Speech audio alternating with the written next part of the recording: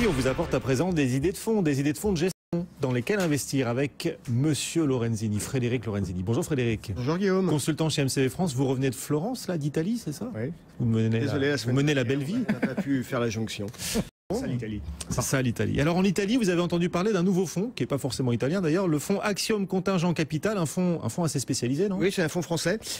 Alors c'est un fonds qui investit sur de la dette d'émetteurs financiers, que ce soit des banques ou des assurances. Donc oui, c'est assez spécialisé. Là, on va investir sur des dettes. Ce nouveau fonds investit sur des dettes qui peuvent être considérées comme des quasi-fonds propres. Alors c'est un peu technique.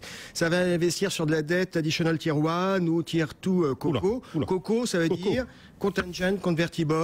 Ça veut dire quoi? C'est de la dette qui éventuellement peut être transformée en action, en capital. On ne parle pas de noix de coco, hein, c'est autre chose. Donc. Non. Ça a l'air très technique ce fonds quand même. Oui, c'est vrai. C'est vrai que c'est un petit peu technique.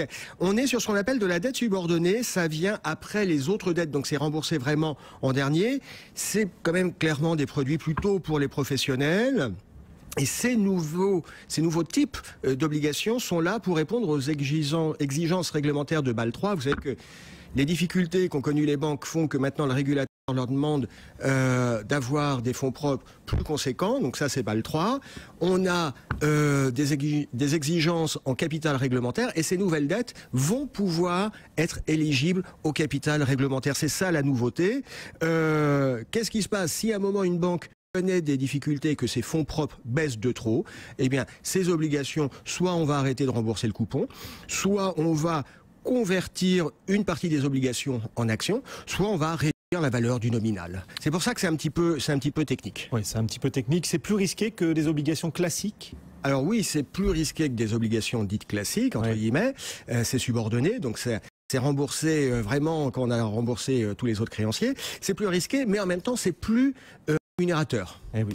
Quand on regarde l'indice, il y a un indice, le Bank of America, Merrill Lynch Contingent Capital Index. Quand on regarde ce qu'il donne, la rémunération de cet indice, c'est supérieur à 6%. Et quand je regarde l'indice de la dette corporate sur un 3 ans, la dette corporate sur un 3 ans, on est en dessous de 1%. Donc oui, clairement, c'est plus risqué, mais c'est plus rémunérateur. Alors, pour naviguer sur ce segment de la dette, il faut effectivement être spécialiste, et c'est là qu'intervient Axiom. C'est une maison dont on a déjà parlé, c'est une boutique française qui est spécialisée à l'origine sur la dette des émetteurs financiers, que ce soit des banques ou des assureurs.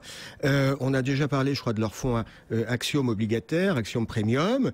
On va là, effectivement, sur du produit très technique. Voilà, très technique, et donc des produits plutôt destinés aux professionnels de la finance? Écoutez, de façon générale, faut pas se leurrer, les obligations, c'est quand même un marché difficile pour les particuliers, parce qu'on n'a pas toujours un courtier qui vous donne accès aux obligations, parce que ce sont des produits techniques, parce que parfois il faut prendre des blocs avec une valeur importante.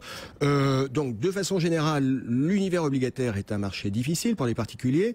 Là, c'est encore plus vrai, parce qu'il faut être capable de lire, de rentrer dans le détail du contrat de l'émission obligataire, de lire les covenants, toutes les clauses qui font qu'à un moment ou à un autre, je reste en obligataire, j'ai le coupon qui est versé, pas versé, je me convertis en action. Oui, c'est difficile.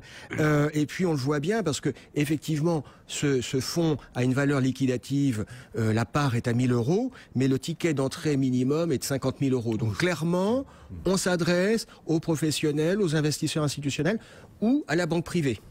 La banque privée, c'est-à-dire des particuliers qui ont des très gros portefeuilles financiers. D'accord, donc plutôt pour les professionnels, mais c'est vrai que ces obligations-là peuvent permettre de trouver un rendement plus important, moyennant risque. On rappelle le nom de ce nouveau fonds, Axiom Contingent Capital. C'est le seul produit investi sur ce segment obligataire-là? Écoutez, à ma connaissance, sur le marché européen, il y a Axiom France qui a lancé un produit, et il y a l'équivalent britannique, le londonien Blue Bay AM, qui a lancé aussi un produit.